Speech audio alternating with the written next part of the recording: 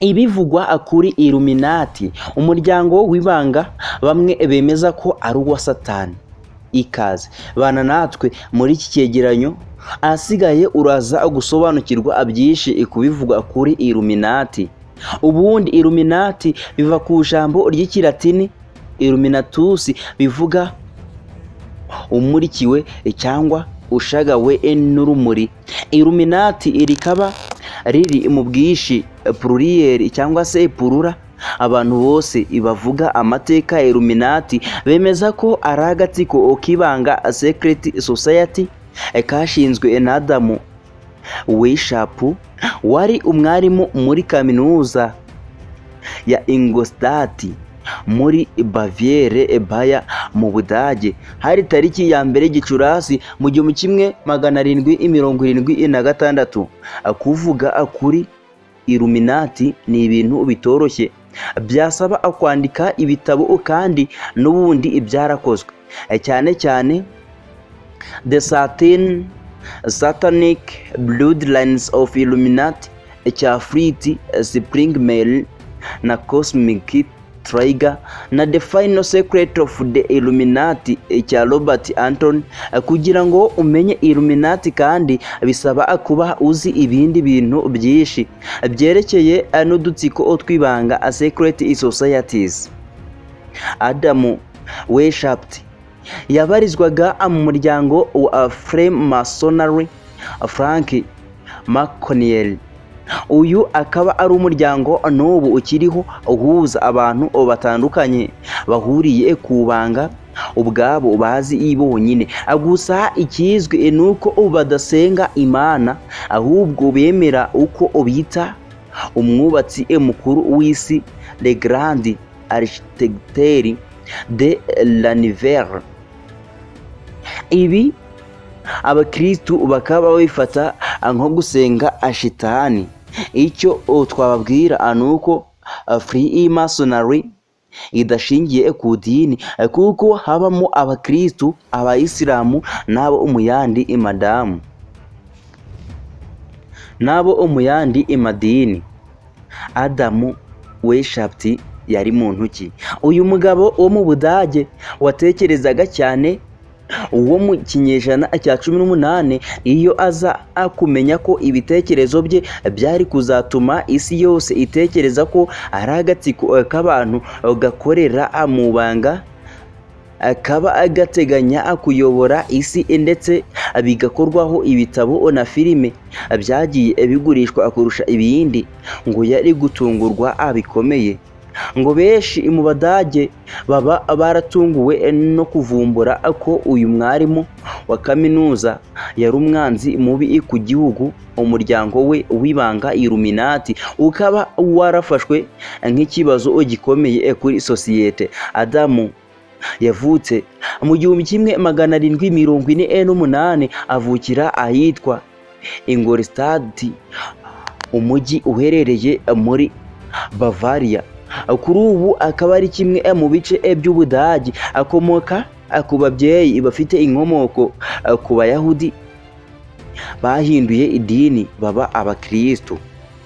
Yabaye imfubyi akiri muto, nyirarume yita kumukurikira, ndetse nawe aramurihira amashuri, amwandikisha mu ishuri ry'Abayesuiti.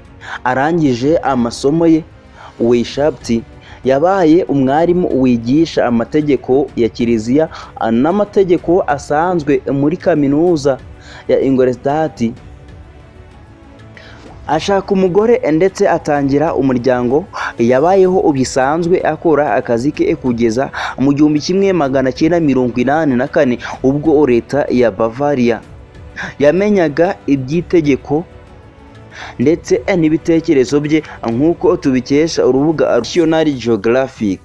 Ukurikije uko yagiye akura, ngo Weishaupt iteka ubwonko bwe ntibwabaga buri hamwe. Akiri umuhungu muto ngo yari umusomyi ukomeye, yirirwa amira ibitabo bitandukanye byari mu isomero rya nyirarume.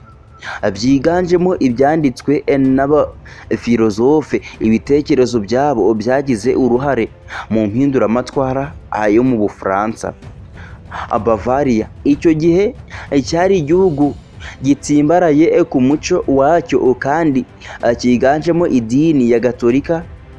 Weishaupt ariko si we wenyine wemeraga ko ubutegetsi bwa cyami na kiliziya byabangamiraga ubwisanzure bwo gutekereza, nyuma yo kwishyiramo ko ibitekerezo bishingiye ku iyobokamana bitakigendanye n'uburyo bw'imyizerere ikwiye kuyobora umuryango ugezweho. Yahisemo ubundi buryo bwo kumurikirwa n'ibitekerezo n'imigenzo bikwiye gukoreshwa mu guhindura burundu uburyo leta z'i Burayi zari ziyobowe. Nyuma yo gusanga umuryango wa Freemasonry uhenze kandi udafungukiye neza ibitekerezo bye, yashinze we wari ufite byinshi uhuriyeho na Freemasonry, ariko we afite gahunda yiwe. Izina yahaye uyu muryango ku kubitiro ni Bande de Perfectibilité cyangwa Covenant of Perfectibility mu Cyongereza. Nyuma yaje guhindura iri zina, birumvikana bitewe n'ukuntu ryumvikanaga. Ku itariki ya mbere Gicurasi 1776, Weishaupt ari kumwe n'abanyeshuri 4 bashinze uyu muryango.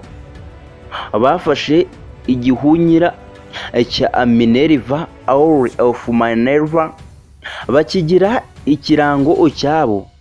Abagize umuryango bagombaga gukoresha amazina atari ayabo. Weishaupt yiswe Spartacus. Abanyeshuri mu by'amategeko Masshausen, Bauhof, Metz na Sutor bitwa Ajas, Agathon, Tiberius na Erasmus Rotterdams. Weishaupt nyuma yirukanye Sutor amuziza ubunebwe. Muri Mata 1778 umuryango nibwo wahinduye izina bawita Illuminati cyangwa Order of Illuminati. Uyu muryango wabayeho abawugize bagenda biyongera bigera mu mpera z'1778 ufite abanyamuryango bagera muri 27 bagabanijwe mu nzu 5: iya Munich, Athens, Ingolstadt, Eleusis, Ravensburg, Sparta, Freisingen, Thebes na Echestet Eruzamu.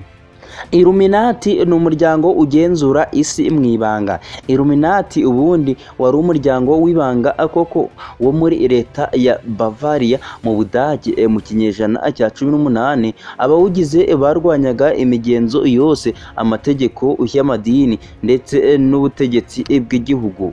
Banditse igitabo cy'itegeko ryabo ko intego yabo ari uguhagarika ibikorwa byose bibangamiye abantu, bakabaho nta kibagenga cyangwa akibagenzura. Ntabwo babigezeho kandi uwo muryango wabo ntaho uhuriye na Illuminati ivugwa uyu munsi. Nk'uko David Bramwell abivuga, igitekerezo cyayo kiriho ubu nuko hari abemeza ko urugomo, violence n'ituze byose ari bimwe.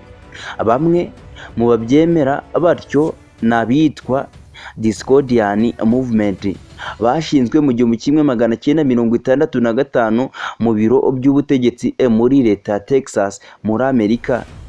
Gray Hill na Kelly Turner, abahungu babiri bigaga kaminuza, bakoze inyandiko zo gushinga uwo muryango wabo mu buryo bwemewe. Iyo nyandiko ishimangira ingingo ko urugomo narwo ari ingenzi kimwe n'ituze. Mu myaka ya za 60 na za 70. Iyo myumvire yakwirakwiye mu banyeshuri kuko gukwiza ibihuha n'amakuru atari byihutaga iyo ntego, ariko bariya bahungu bombi ibaje kuyihakana.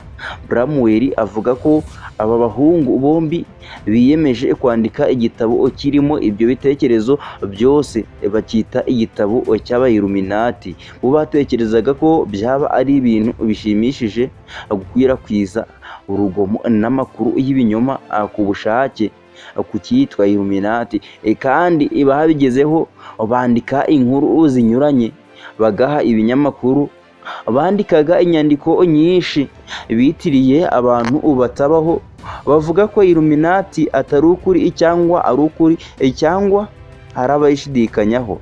Icy'ingenzi kuri bo cyari uko icyo kiganiro kuri Illuminati buri wese yagombaga gukomeza kwibaza ikibazo ngo ese koko Illuminati iriho? Igitekerezo cyagwiriye hose ku isi. Igitabo banditse kandi cyarimo ibibazo bimwe nka ninde warashe John F. Kennedy. Nubwo byinshi mu bitekerezo biri mu gitabo cyabo ari ibinyoma byivanzemo n'amakuru amwe y'ukuri, bituma hari ababyemera byose. Icyo gitabo cyarakunzwe cyane ku buryo cyageze aho gikinwamo amakinamico na sinema. Iki gitabo n'izindi nyandiko bandikaga byinshi ubu ntibiboneka kuri interineti, ariko ibihuha kuri Illuminati byakomeje gukwirakwira uko abantu babiganira, bamwe bakabyemera abandi bakabitangira ibimenyetso. Umuryango w'ibanga abivuga ko urimo abantu bakomeye cyane ku isi. Niba waba utarumviseho Illuminati, birashoboka ko waba warabonye ibimenyetso bavuga ko ari ibyayo. Mpande eshatu triangle n'ijisho bita ko ribona byose, riboneka mu noti y'idolari rimwe ry'Amerika, mu mashusho y'indirimbo zimwe na zimwe. Imirongo imwe y'abahanzi igaruka kuri Illuminati nko mu ndirimbo C&M ya Rihanna. Bamwe bagaragaza aho yerekana ko ari umuntu ukomeye muri uwo muryango.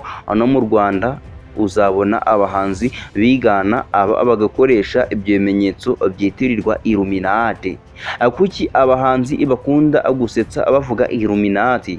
Umunyamakuru akaba n'umwanditsi w'ibitabo David Bramwell avuga ko muri make ari ugusetsa.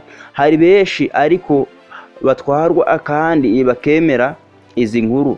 David Bramwell ati, ndibuka igihuha cyakwiriye mu 1966 ko Paul McCartney wo mu itsinda rya Beatles ryari rigezweho cyane icyo gihe yapfuye mu mpanuka y'imodoka atashye, kandi ko yahise asimburwa n'umu DJ wo muri Canada basa neza wahise yiga vuba kuririmba no gucuranga gitari.